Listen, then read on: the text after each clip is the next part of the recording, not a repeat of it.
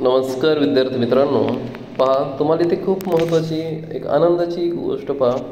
तुम्हाला इथेच आपला जो सेल्फ सर्टिफाय फॉर्म जो काय होता तो तुम्हाला एडिट करण्यासाठी इथे संधी मिळाली आहे. तुम्ही इथे सेल्फ सर्टिफाय करू शकता.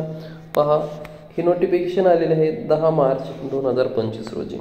पहा काय आहे या नोटिफिकेशनमध्ये. पहा, पवित्र प्रणालीमार्फत शिक्षण सेवक शिक्षक पदभरतीबाबत उमेदवारांसाठी प्रमाणपत्र नव्याने नोंद करणे. जे काही परीक्षार्थी अभियोग्यताधारक यांनी पवित्र पोर्टलमध्ये जो फॉर्म आहे सेल्फ सर्टिफाय केला नव्हता किंवा त्यांनी माहिती काही डॉक्युमेंट नसल्यामुळे त्यांनी माहिती अपलोड न केल्यामुळे सेल्फ सर्टिफाय झाला नाही, अशांसाठी इथं पुन्हा एक संधी देण्यात आली आहे. सेकंड फेजमध्ये पूर्वीच्या प्रमाणपत्रामध्ये तुम्ही इथे दुरुस्त्या पण करू शकतात, जेणेकरून आता मध्यंतरीच्या काळात AWS रद्द होऊन SCBC आरक्षण मिळाले आहे किंवा त्याचप्रमाणे मराठा प्रवर्गासाठी OBC म्हणजे कुणबी नोंदी सापडली त्यांच्याकडे OBC सर्टिफिकेट पण मिळाले आहे. तिथं तुम्ही त्याची नोंद करू शकता आणि आरक्षणाचा लाभ घेऊ शकता. पहा, 1 नंबर सूचना अशी, पवित्र प्रणालीमार्फत शिक्षण सेवक शिक्षक पद भरतीपत्र उमेदवारांनी प्रमाणपत्र पूर्ण करण्याबाबतच्या पवित्र पोर्टल यापूर्वी प्रसिद्ध केलेल्या दिनांकच्या 2 सूचना 1 सप्टेंबरला 2023ला 2 सूचना, तसेच हे काही दिनांक दिले तर इथे तुम्हाला काहीतरी त्या दिवशी नोटिफिकेशन आले होते, ते काही सूचना दिलेल्या होत्या इत्यादी सूचनांचे अवलोकन करावे. सदर सूचना योग्य त्या फेरफारासह दुसऱ्या टप्प्यातील प्रमाणपत्र नवीन नोंद करणे किंवा पूर्वीच्या प्रमाणपत्रामध्ये दुरुस्त्या करण्यासाठी लागू राहतील. दुसरा मुद्दा असा आहे, शिक्षक अभियोग्यता व बुद्धिमत्ता चाचणी 2022 मधील प्राप्त गुणांच्या आधारे शासन निर्णय 7 फेब्रुवारी 2019 आणि 10 नोव्हेंबर 2022 इतर अनुषंगिक शासन निर्णयातील तरतुदीनुसार राज्यातील स्थानिक स्वराज्य संस्था व खाजगी व्यवस्थापनांच्या शाळांतील शिक्षण सेवक शिक्षण या रिक्त पदावर टप्पा 2 अंतर्गत भरती करण्यात येणार आहे. शिक्षकांची सदर भरती ही त्या व्यवस्थापनामध्ये रिक्त असलेली पदे, इयत्तांचा गट, विषय, अध्यापनाचे माध्यम टीचिंग मीडियम माध्यम येथे आरक्षण, उमेदवारांनी शिक्षक अभियोग्यता बुद्धिमत्ता चाचणीमध्ये प्राप्त केलेले गुण व त्यांनी पोर्टल लॉक केलेले प्राधान्यक्रम इत्यादी बाबी विचारात घेऊन गुणवत्तेनुसार पवित्र प्रणालीमार्फत शिफारस होणार आहे. पहा, तिथे तुम्हाला काय काय विचारात घ्यायचं आहे, तिथे रिक्त असलेली जागे किंवा तुमच्या जे काय प्रवर्ग आहे तिथे तुमच्या प्रवर्गासाठी वॅकन्सी पाहिजे किंवा तुमचं तिथे मीडियम सब्जेक्ट असेल आणि जेणेकरून मेरिट तुम्ही जसे काय आस्थापनेला तुम्ही प्रेफरन्स देतात, ठीक आहे, वरपासून खाली हायर मेरिटपासून लोअर मेरिट तुमचं मेरिट येणार आहे.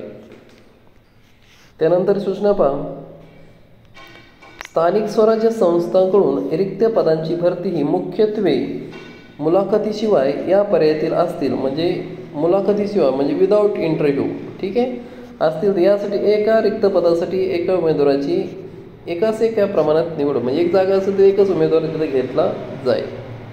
वरील क्रमांक 3 मध्ये नमूद बाब विचार करून पवित्र प्रणालीमध्ये त्या व्यवस्थापनाची शिफारस होणार आहे.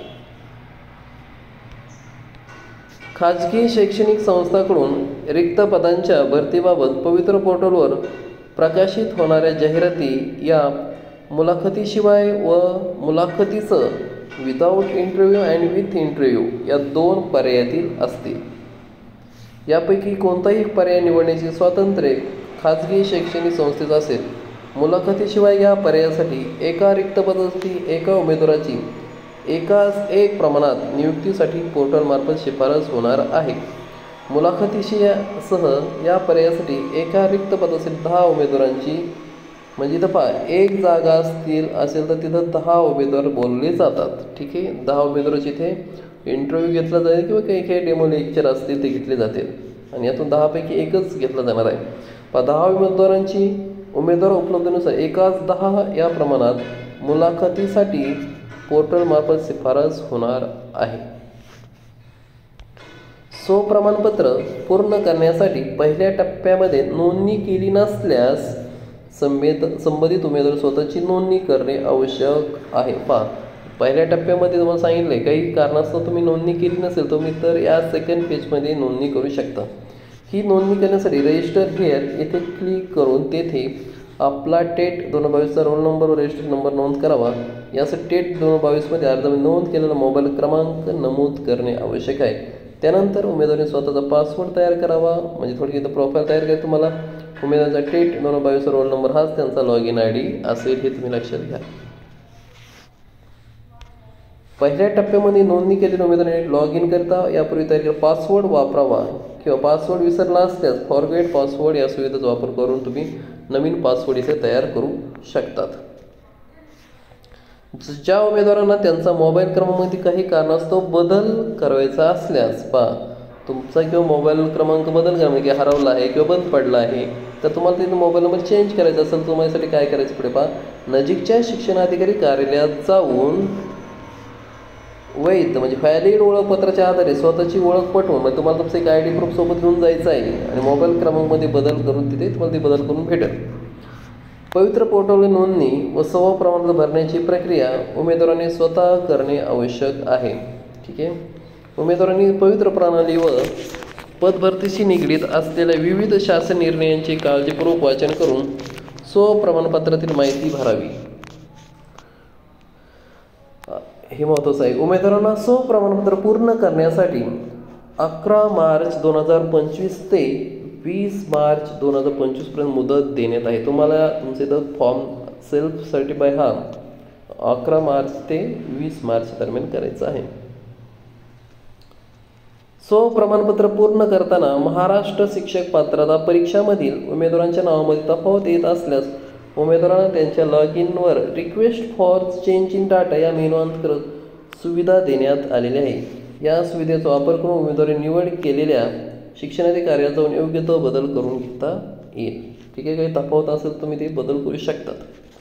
13 नंबर पॉईंट नमूद केलेल्या मुदतीत जे उमेदवार स्वप्रमाणपत्र प्रमाणित करणार नाहीत हे महत्त्वाचं म्हणत आहे. नमूद केलेल्या मुदतीत म्हणजे जी काही दिनांक तुम्हाला इथे सांगितलेले आहे त्यात तुम्ही दिनांकामध्येच म्हणजे 11 मार्च ते 20 मार्च दरम्यान जर जे उमेदवार स्वप्रमाणपत्रात सर्टिफाय करणार नाही ते उमेदवार दुसऱ्या टप्प्यात होणाऱ्या शिक्षण सेवक शिक्षक पदवी पुढील प्रक्रियेत पात्र ठरणार नाहीत.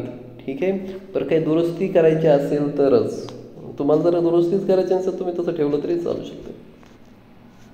शासन निर्णय दिनांक 27/2/2024 अन्वये जारी करण्यात आलेला आदेशाच्या अनुषंगाने अराखीव म्हणजे खुला ओपन अथवा आर्थिक दुर्बल यातून स्वप्रमाण सादर केलेल्या उमेदवारांना सामाजिक व शैक्षणिक मागासवर्गीय आरक्षणाचा लाभ घ्यायचा असल्यास योग्य तो बदल करणे आवश्यक राहील. खूप सारे मुलांचा प्रश्न होता सर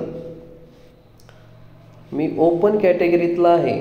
ठीक आहे. त्यावेळेस फॉर्म भरताना माझ्याकडे ACBC सर्टिफिकेट नव्हते किंवा त्यावेळेस EWS रिझर्वेशन EWS रिझर्वेशनसाठी EWS प्रमाणपत्र वेळेला मिळालं नाही तर त्यांनी ओपनमधून फॉर्म भरला आहे. तुम्ही ते ओपन टू ACBC करू शकतात. आता EWS तिथे रद्द झाले पण ओपन टू तुमचं मराठा प्रवर्ग कुणबी निघाला तर तुम्ही ते OBC चेंज करू शकतात. आर्थिकदृष्ट्या दुर्बल यांना स्वप्रमाणपत्र सादर केले उमेदवार सामाजिक व शैक्षणिकदृष्ट्या मागास वर्गातील आरक्षणाचा लाभ घ्यायचा असल्यास योग्य तो बदल करणे हे आवश्यक आहे. काही उमेदवार त्यांच्याकडे कुणबी नोंदीच्या आधारे इतर मागास संवर्गाचे जात प्रमाणपत्र मिळाले त्यास अनुसरून सामान्य प्रशासन विभागाने पत्र दिनांक 28 मे 2024 अन्वये 28 मे 2024 अन्वये अराखीव खुला अथवा आर्थिकदृष्ट्या दुर्बल यांना स्वप्रमाणपत्र सादर केलेल्या उमेदवारांना इतर मागास वर्ग या प्रवर्गातील आरक्षणाचा लाभ घ्यायचा असल्यास योग्य तो बदल इथे तुम्हाला करता येणार आहे.